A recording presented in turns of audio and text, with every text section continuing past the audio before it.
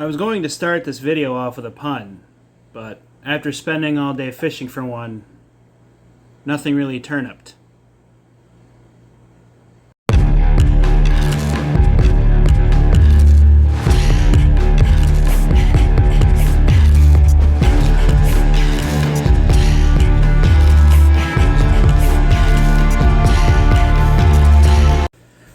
Welcome everyone to this week's edition of Hungry Heathen's Kitchen.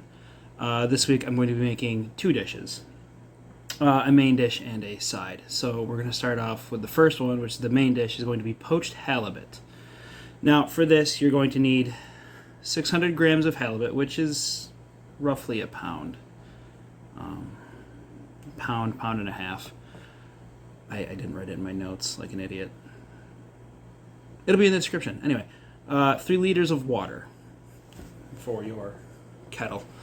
Half a cup of fresh or dried yarrow, and a quarter cup of fresh or dried Angelica root. Now those two aren't a necessity because there's 2 different versions of this meal. Now that version right there is more of a summertime because of it, the way it changes the texture and the flavor. And you're going to need 150 grams of leek or scallions. Now, I was doing a little reading on this. It was halibut was a staple fish in the Lofoten region. In fact, the size of the fish made it worth mentioning in the sagas, and it also made it a staple part of the protein intake of Northern Scandinavia. Now, given the size of this fish, the most likely way it was prepared was by cutting it into pieces and boiling it. Now, by boiling it in an herbal stock, which is what the yarrow and the Angelica root are, it gives it a more fresh, earthy note to it, which makes it more ideal for a summer celebration.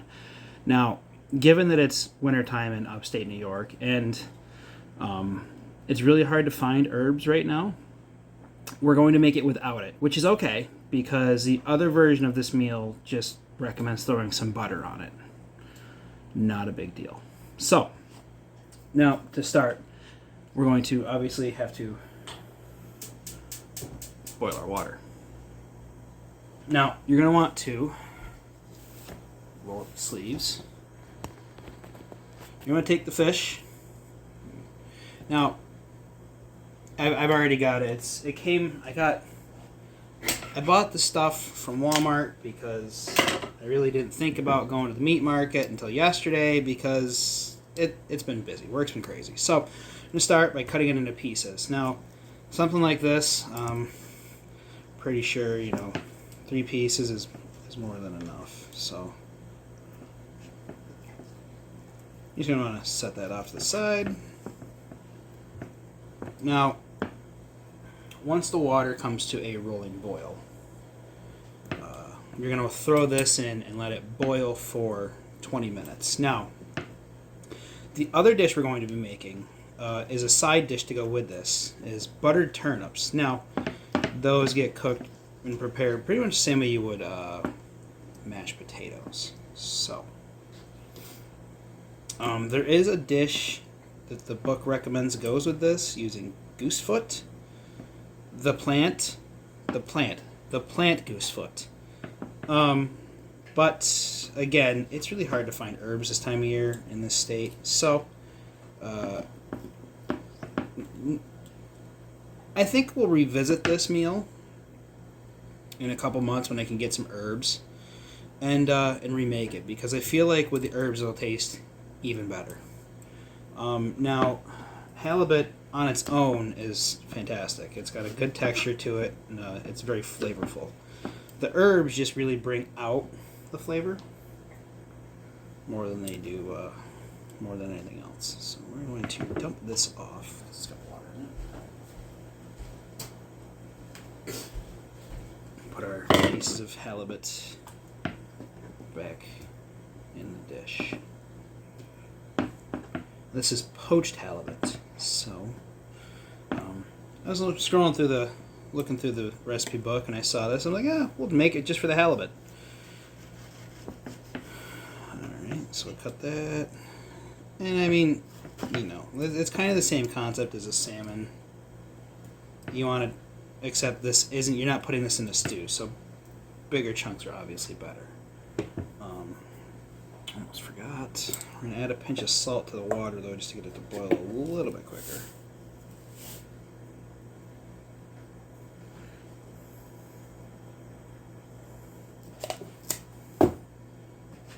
Okay, now, over here, we're going to cut, if I can get them out of the thing, cut our scallions.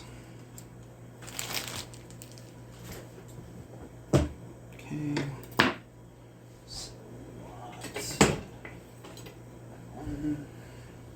I'm going to cut the white parts off these. They're, the white part is bitter. So, I'm going to remove right about there.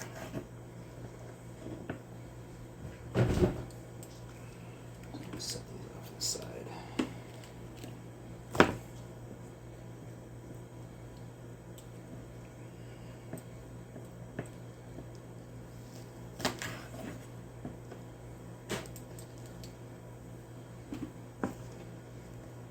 I believe we're going to either shred these or dice them.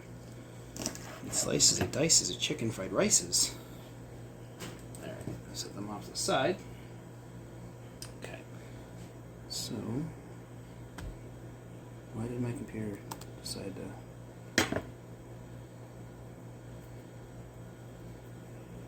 Alright, so we're going to put that over there.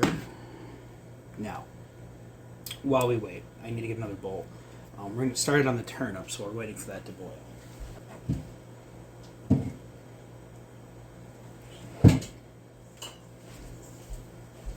Use that.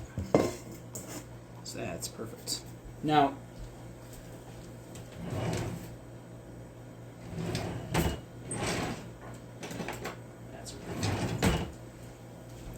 you're going to want to peel and quarter the turnips.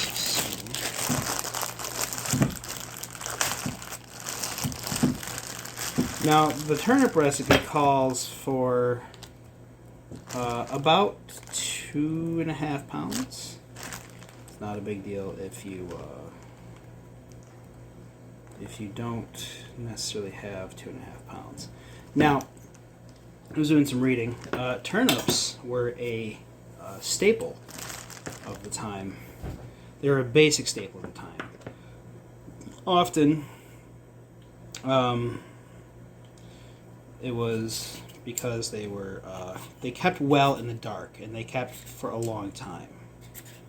So you could pretty much store turnips for the entire year, which made them a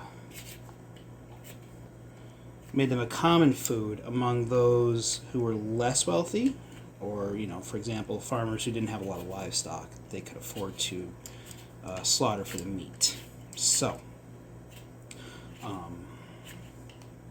but they keep really well. This was a side dish they made back then, more often than not. And realistically, from what I can see, is they worked. Buttered turnips were kind of their idea of mashed potatoes, because when we're done boiling these, we are going to more or less mash them. Now, I'm going to save you all watching me peel these, because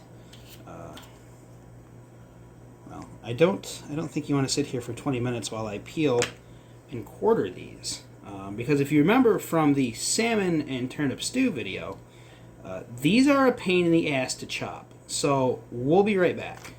So, side note, and I know I'm going to get a lot of flack about this, because I have friends who are like, well, you shouldn't drink those because of the taurine. These are my favorite energy drink. They're fantastic. And I just found out that Frankie Muniz likes these, and that just made him a whole lot cooler in my book. You know, the kid from Malcolm in the Middle. If you know the show, congratulations, your back probably hurts. If you don't, ask your parents. Just found out he's a race car driver now. He's going to run a whole season in the ARCA series, which just made Frankie Muniz a whole lot cooler. And then I found out he likes this flavor of Alani in particular. Made him even cooler in my book. Just saying. I mean, clearly anybody that drinks this has impeccable taste. Okay. Water's boiling. So we're going to dump in our halibut. And we're going to let it simmer for 20 minutes. Now, while it's simmering, you're going to want to chop up your scallions. So I just got done peeling the turnips. So next, we move on to the scallions and chop them up, because those are going to get served with the halibut. Okay, so upon further review, the scallions get chopped and thrown in the pot with the halibut. I misread it. My fault. So we're going to just chop these up quick like, just kind of, you know. Ain't got to get weird with it. They just need to be chopped up enough. And we're going to slide them right in there. With some pieces of turnip on there. And then we're going to put that in there. So just try not to burn yourself like I just managed to pull off. And you just kind of mix it up just a little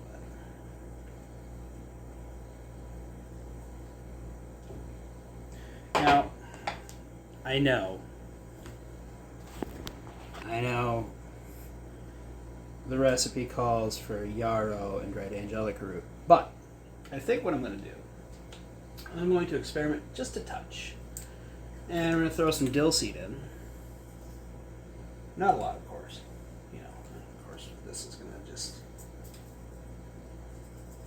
sprinkle it in the top. About a handful of dill seed. And throw in about a handful of coriander.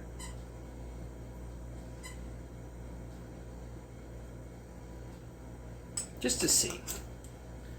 I mean, the worst that comes out of this is that when I try it, I make a funny face, everybody laughs at me, we all have a good time.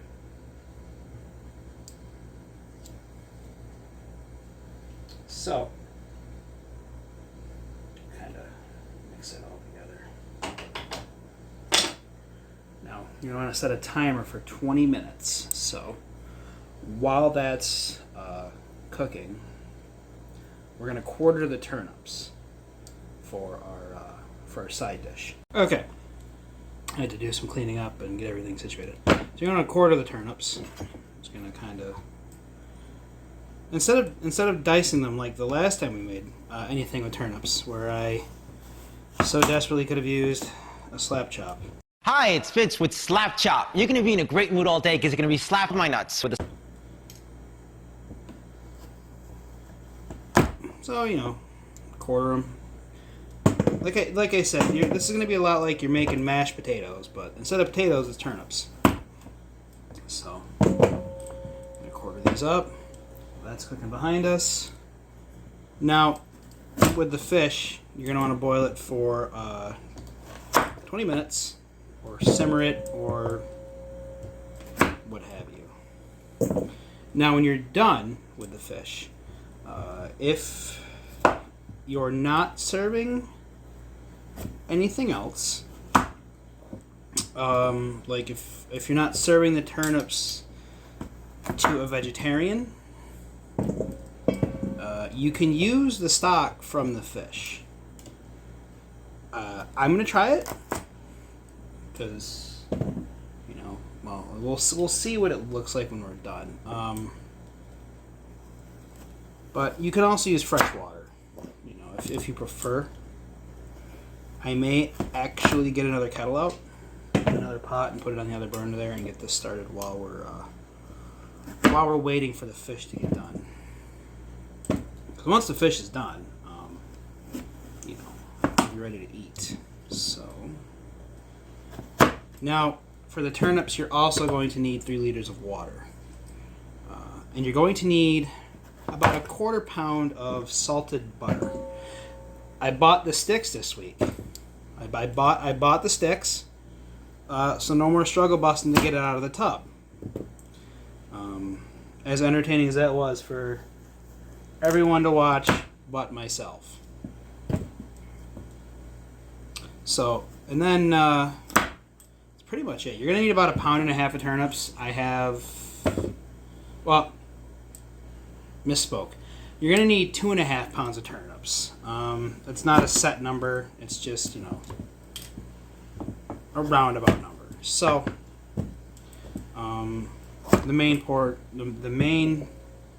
the important part is the butter. So, now that we're done quartering that up, I'm going to go get the other kettle. I'm going to add 3 liters of water to that, and we're going to start boiling that for the turnips. So I want to kind of try to get this all done together, because I feel like it, well, you know, I feel like wouldn't be a bad idea. So we'll be right back. This is why I also recommend having a kitchen scale, because this right here, there's 4 sticks in this, and it's 1 pound of butter. So now, had I not bought the stick butter and I was still trying to use the tub butter like a moron, I would have to use a kitchen scale to get the 100 grams of butter, or quarter of a pound. But because I bought the stick butter like a genius, now I know I only need 1 stick. So, as the box proceeds to kick my ass. So we need 1 stick of butter for the turnips. So I'm just going to set that off to the side for now. Now, fish is boiling. The turnip water is on. Once that starts boiling, we're going to add the turnips to that. And it's going to be, like I said, it's going to be the same concept as when you make mashed potatoes. You boil them until they're soft, drain the water off, add the stick of butter in, and mash them up. It's simple. The side dish that this recommended pairing it with uses goosefoot, but like I've said, it's January in New York State, and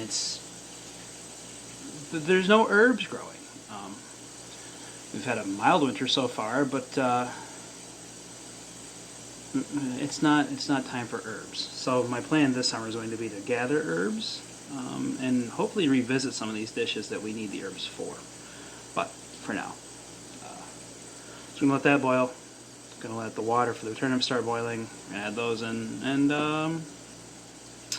once everything's done, I'm gonna give it a shot. So we'll be right back. That's done. I'm just gonna leave it on a low heat just so it stays warm. That's finally starting to boil. So we're gonna go ahead and add our turnips. Like I said, these are pretty much the same concept. Okay, you know what? Here's what we're gonna do. We're not gonna do it that way. I'm just gonna palm them in there and melt all of the skin off my hand. All right. Well, full send or no send. All right. Anyway, the same concept as potatoes. You're gonna boil them until they're soft, and once they're soft, drain the water off, obviously, and then you're gonna add the stick of butter to them, and then mash it all together. So we're going to let that do its thing, and we'll be right back. Okay, turnips are done.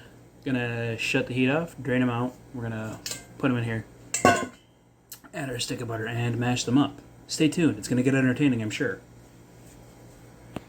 Okay, go ahead and angle that so y'all can see what I'm doing here. Bloop. Dump them in the bowl. Put that in the sink.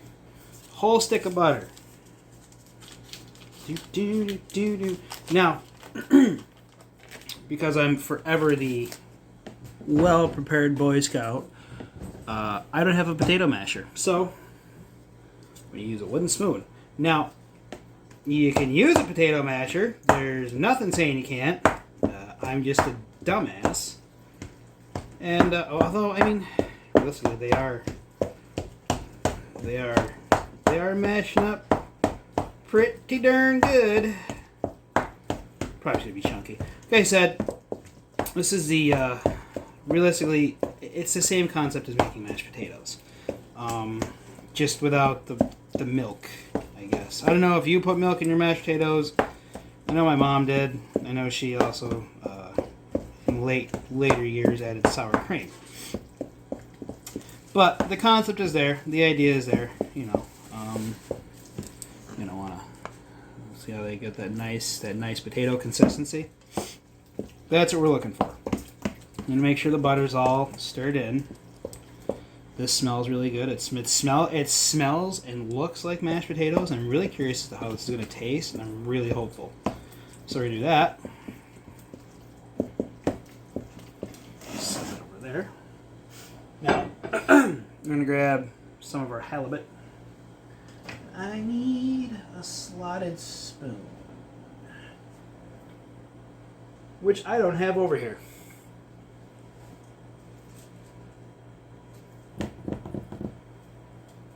Be right back. You know that scene from SpongeBob where he pulls out his spatula and he goes, "Sing, ah!" Slotted spoon. Okay. Now, we're going to scoop some of this out.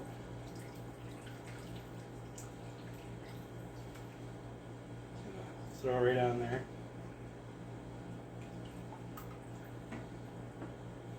Like that. Put that in there. Now we're going to take our buttered turnips. Do I have? Yes, I do. Take our buttered turnips. We're going to just throw them on there like that. Try that. We're going to give it a shot. So, grab my fork. I set it over there because I was using it to check the turnips. So, now I don't really know if the coriander and dill seed took. I just dropped on the counter, whatever.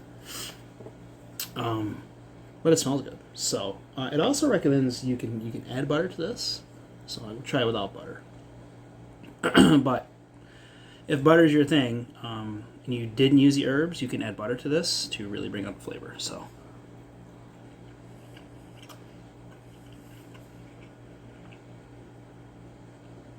I mean, it's good. Halibut's a good fish anyway. If I had to rank a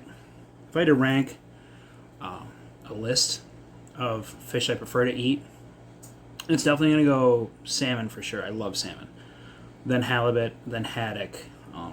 Although catfish is right in there with the rest of it. But halibut on its own is good without all the stuff.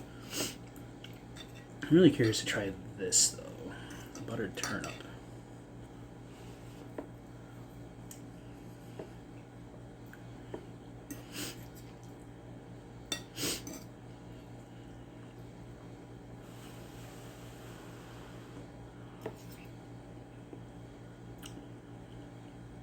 That's also good. I actually think I might start doing that instead of mashed potatoes. The turnip has a bit of a sweetness to it, which goes really well with the butter. This entire dish really is it's good. And I mean, we'll just do this. Just take this piece of fish and we'll just stir it right in there. I want to see, throw that right on there. See how it tastes.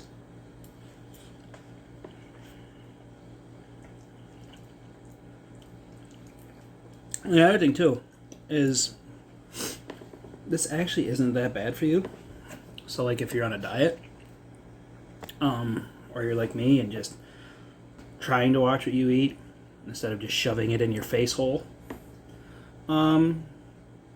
it's really not that unhealthy because there's nothing greasy, there's nothing really starchy here other than the turnips.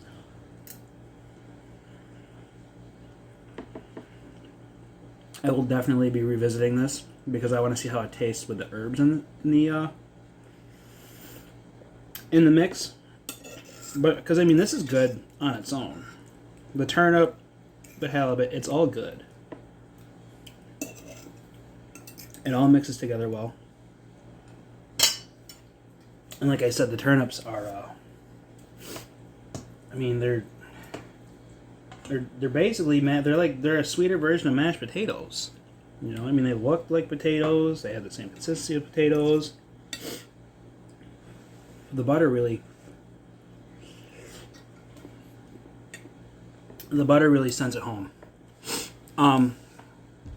That being said, this is yet another dish that impressed me from